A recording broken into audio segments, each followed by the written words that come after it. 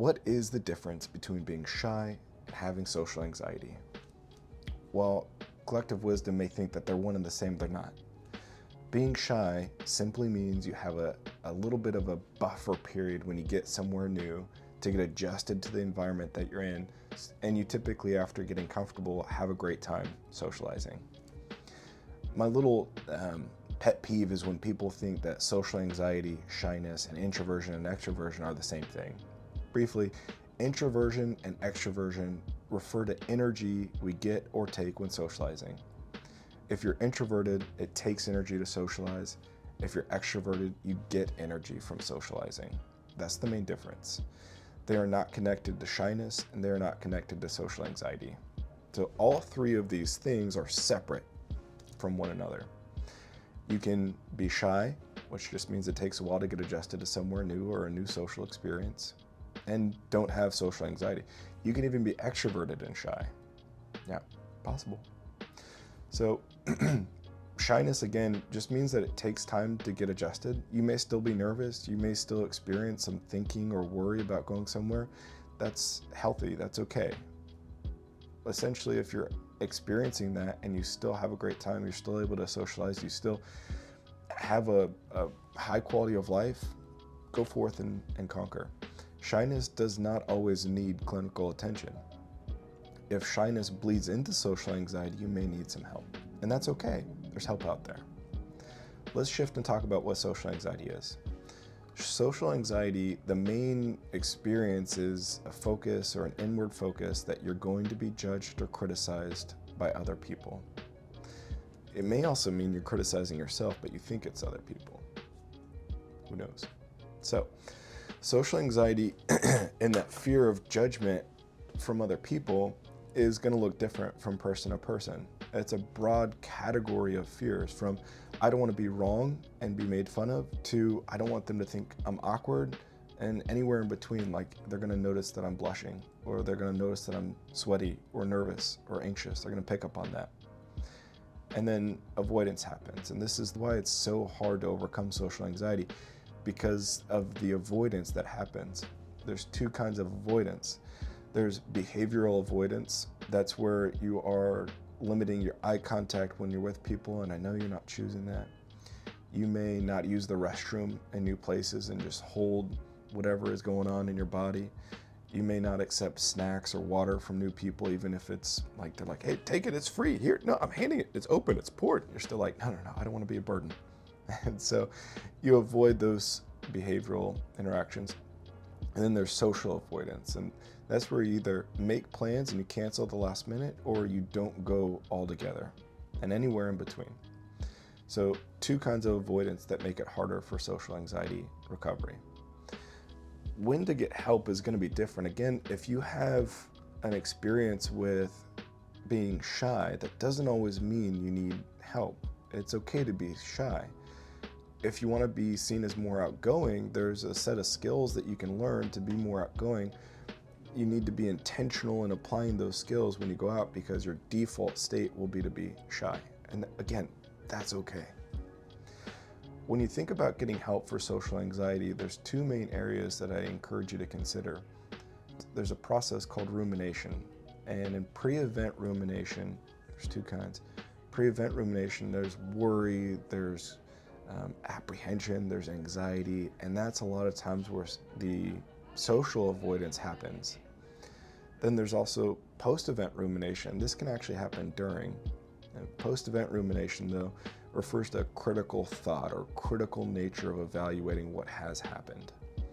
And if either one of these two kinds of rumination get in the way of you living a life that you want to live, it's okay to get help. Let's say, for example, you're somebody that wants to live independently from their parents or roommates for the first time in their life, and they have a doubt, I can't do this. It's okay to get help. That may be anxiety. Also, if you're wanting to go back to college, to trade school, to learn a new skill or a hobby, and you're struggling with the worry and apprehension, and you sabotage and avoid constantly, that's time to get help too. There's a lot of research that shows people with social anxiety will avoid school, will avoid academics. They will choose careers and occupations based on the amount of socialization instead of a passion. All of these are areas of living that, if are impacted in a way that are lowering your quality of life, it's time to get help. The good news is that there's help out there. If you're someone with social anxiety that wants to get help, I encourage you to seek help from trained clinicians that have an experience practicing either acceptance and commitment therapy, that's what I choose to practice, or cognitive behavioral therapy with exposure and response prevention. I know that's a mouthful. If you're gonna go get help though, these are the two evidence-based types of therapy for social anxiety. If you're gonna see somebody that only practices regular cognitive behavioral therapy, it'll still be helpful.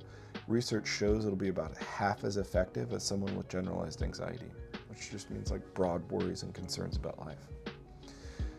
But for someone that wants to make progress with social anxiety, choosing a therapist that is trained in either one of those will help you make progress faster and end your suffering faster too.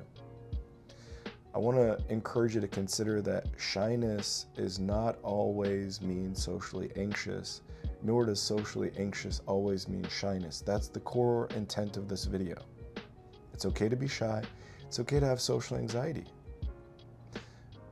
I want you to consider though, am I living the highest quality of life that I can?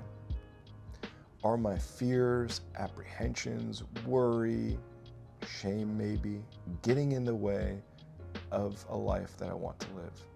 Are there things that are stopping you that are within your control to change? There's no right or wrong time to get therapy. There's no right or wrong time to get help. The amount of help that you get does not need to be overwhelming. Ideally, you get to choose the pace. I have people that come see me because they want my specialty in treating social anxiety, and they either can't afford my rate or they aren't willing to commit to that, and that's okay too. So we meet once a month. They meet for 45 minutes or a full hour, and I give them a lot of activities, reading, videos, etc., for them to work on in between sessions, so they're still making progress with a therapist that's trained in treating social anxiety, while also meeting their budgetary or time commitments that they can't have. So even though you want to get help, know that it's not as rigid or structured of I have to go weekly, or I have to go several hours a week, or I need to take time into my schedule. So I want you to consider the quality of life that you're living and the amount of improvement that you can make simply by going to therapy. There's no right or wrong choice here, wherever you are at. And if you need help getting started, I have linked a social anxiety survival kit below that talks about the common skills, what social anxiety is in more depth, what are the main barriers, and prefaces it with what to look for in a therapist too. If you want to get help from me and you're a resident of Texas, or you live in Allen, Texas, feel free to look at my website. If you're outside of here and you just connected with my content, you want help finding a therapist, feel free to call too. I'd be happy to talk to you and give you a more clear roadmap on how to look for a therapist and how to get connected with someone. Essentially, if you're wanting help, begin counseling today. Take care.